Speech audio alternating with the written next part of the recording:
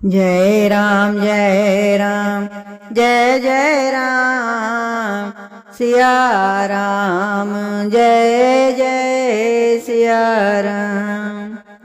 श्री तुलसीदास जी कहते हैं कि काकभुशुंडी जी ने कहा, माया की प्रचंड सेना संसार भर में छाई हुई है। काम आदि, काम, क्रोध और लोभ उसके सेनापति हैं और दंभ, कपट और पाखंड योद्धा हैं। वह माया श्री रघुवीर की दासी है। यद्यपि समझ लेने पर वह मिथ्या ही है, किंतु वह श्री राम जी की कृपा के बिना छूटती नहीं। हे नाथ, ये मैं प्रतिज्ञा करके कहता हूँ, जो माया सारे जगत को नचाती है और जिसका चरित्र करनी किसी ने नहीं लख पाया, हे खगराज गरुड़ जी, वही माया प्रभु श्री रामचंद्र जी की भ्रिकुटी के इशारे पर अपने समाज सहित नटी की तरह नाचती है। श्री राम जी वही सच्चिदानंद घन हैं जो अजन्मा, विज्ञान स्वरूप, रूप और बल के धाम, सर्वव्यापक एवं व्याप्य, सर्वरूप, अखंड, अनंत, संपूर्ण, अमोघ शक्ति, जिसकी शक्ति कभी व्यर्थ नहीं होती और 6 ऐश्वर्यों से युक्त भगवान हैं।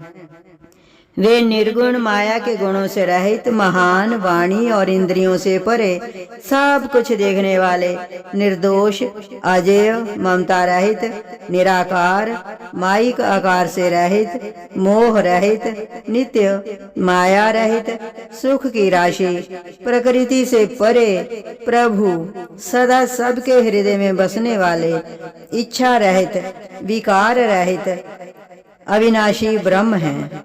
यहाँ श्री राम जी में मोह का कारण ही नहीं है। क्या अंधकार का समूह कभी सूर्य के सामने जा सकता है?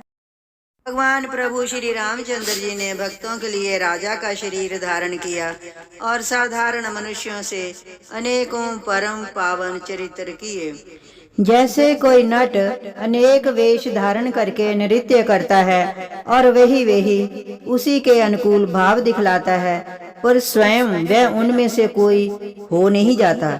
हे गरुड़ जी, ऐसी ही श्री रघुनाथ जी की ये लीला है, जो राक्षसों को विशेष मोहित करने वाली और भक्तों को सुख देने वाली है। हे स्वामी, जो मनुष्य मलिन बुद्धि, विषयों के वश और कामी है, वे ही प्रभु पर इस प्रकार मोह का आरोप करते हैं। जब जिसको नेत्र दोष होता है, तब वह चंद्रमा को पीले रंग का कहता है। हे पक्षीराज, जब जिसे दिशा भ्रम होता है, तब वह कहता है कि सूर्य पश्चिम में उदय हुआ है। नौका पर चढ़ा हुआ मनुष्य जगत को चलता हुआ देखता है और मोहवश अपने को अचल समझता है।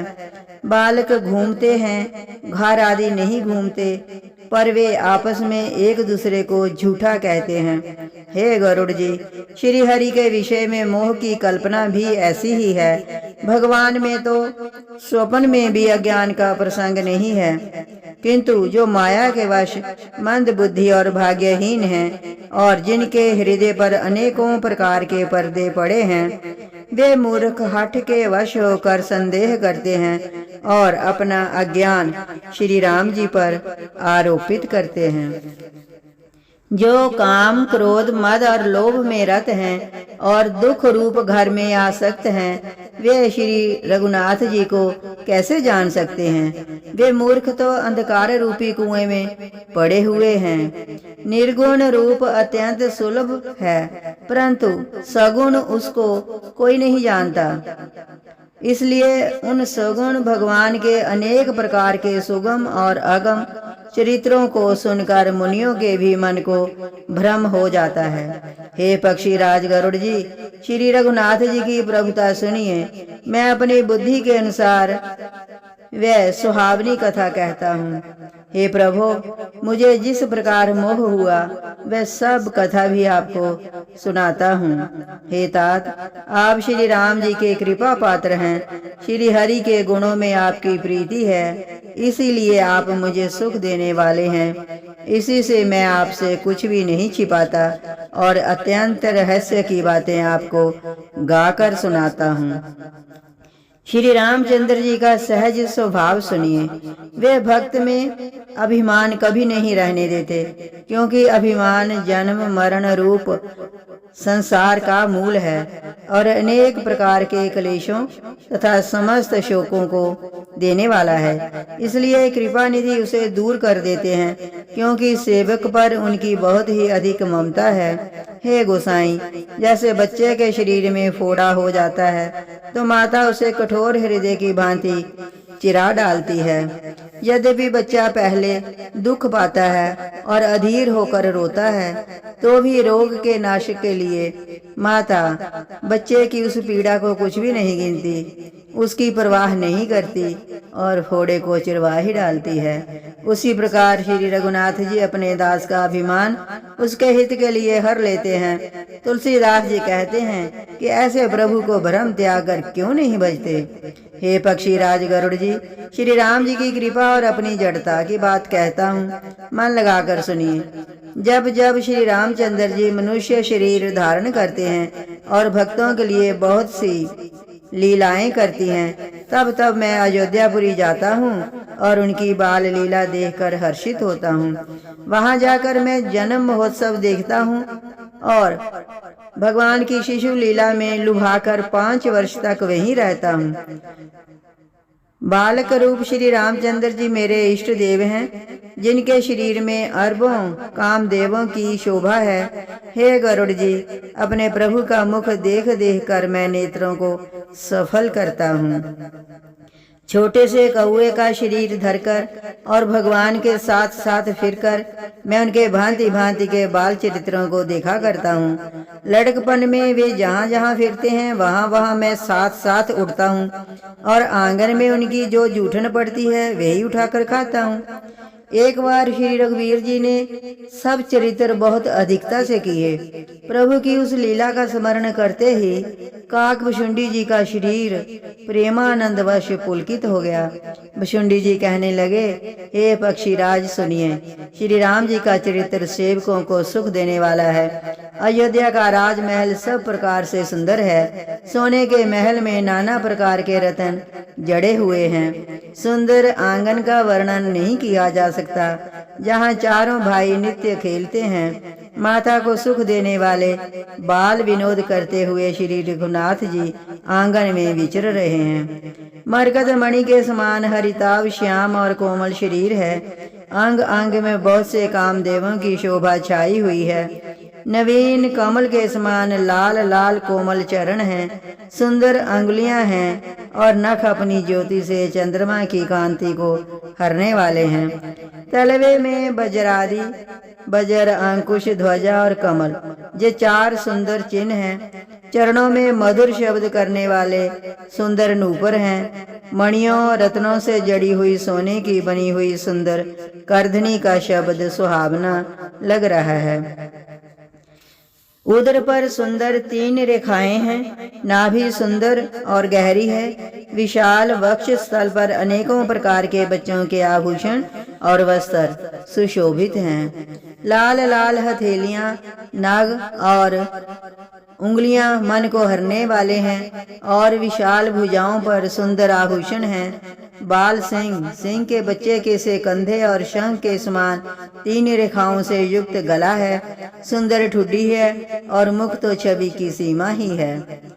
कलबल, तोतले वचन हैं। लाल लाल ओंठ हैं। उज्जवल सुंदर और छोटी छोटी ऊपर और नीचे 2-2 दंतुलियां हैं। सुंदर गाल, मनोहर नासिका और सब सुखों को देने वाली चंद्रमा की किरणों के समान मधुर मुस्कान है। नीले कमल के समान नेत्र जन्म मृत्यु के बंधन से छुड़ाने वाले हैं।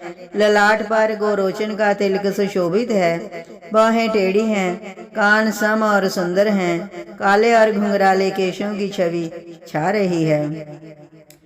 पीली और महीन झंगली शरीर पर शोभा दे रही है। उनकी कलाकारी और चितवन मुझे बहुत ही प्रिय लगती है। राजा दशरथ जी के आंगन में विहार करने वाले रूप की राशि श्री रामचंद्र जी अपनी परछाई देखकर नाचते हैं। और मुझसे बहुत प्रकार के खेल करते हैं। जिन चरित्रों का वर्णन करते मुझे लज्जा आती है। किलकारी मारते हुए जब वे मुझे पकड़ने दौड़ते और मैं भाग चलता, तब मुझे पुआ दिखलाते थे। मेरे निकट आने पर प्रभु हंसते हैं और भाग जाने पर रोते हैं, और जब मैं उनका चरण स्पर्श करने के लिए पास जाता हूँ, तब वे पीछे फिर कर मेरी ओर देखते हुए भाग जाते हैं। साधारण बच्चों जैसी लीला देखकर मुझे मोह हुआ कि सच्चिदानंद घन प्रभु ये कौन चरित्र कर रहे हैं। हे पक्षीराज, मन में इतनी शंका लाते ही श्री रघुनाथ जी के द्वारा प्रेरित माया मुझ पर छा गई, परंतु वह माया ना तो मुझे दुख देने वाली हुई और ना दूसरे जीवों की भांति संसार में डालने वाली हुई। हे नाथ, यहाँ कुछ दूसरा ही कारण है। हे भगवान के वाहन गरुड़ जी, उसे सावधान होकर सुनिए। एक सीतापति श्री राम जी ही अखंड ज्ञान स्वरूप हैं और जड़ चेतन सभी जीव माया के वश हैं। यदि जीवों को एक रस ज्ञान रहे तो कहिए फिर ईश्वर और जीव में भेद ही कैसा। अभिमानी जीव माया के वश है और वह सत्व रज तम इन तीनों गुणों की खान माया ईश्वर के वश में है। जीव परतंत्र है, भगवान स्वतंत्र हैं। जीव अनेक हैं, श्रीपति भगवान एक हैं। यद्यपि माया का किया हुआ ये भेद असत है, तथापि वह भगवान के भजन बिना करोड़ों उपाय करने पर भी नहीं जा सकता। श्री रामचंद्र जी के भजन बिना जो मोक्ष पद चाहता है, वह मनुष्य ज्ञानवान होने पर भी बिना पूंछ और सींग का पशु है। सभी तारागणों के साथ 16 कलाओं से पूर्ण चंद्रमा उदय हो और जितने पर्वत हैं उन सब में दावाग्नि लगा दी जाए, तो भी सूर्य के उदय हुए बिना रात्रि नहीं जा सकती।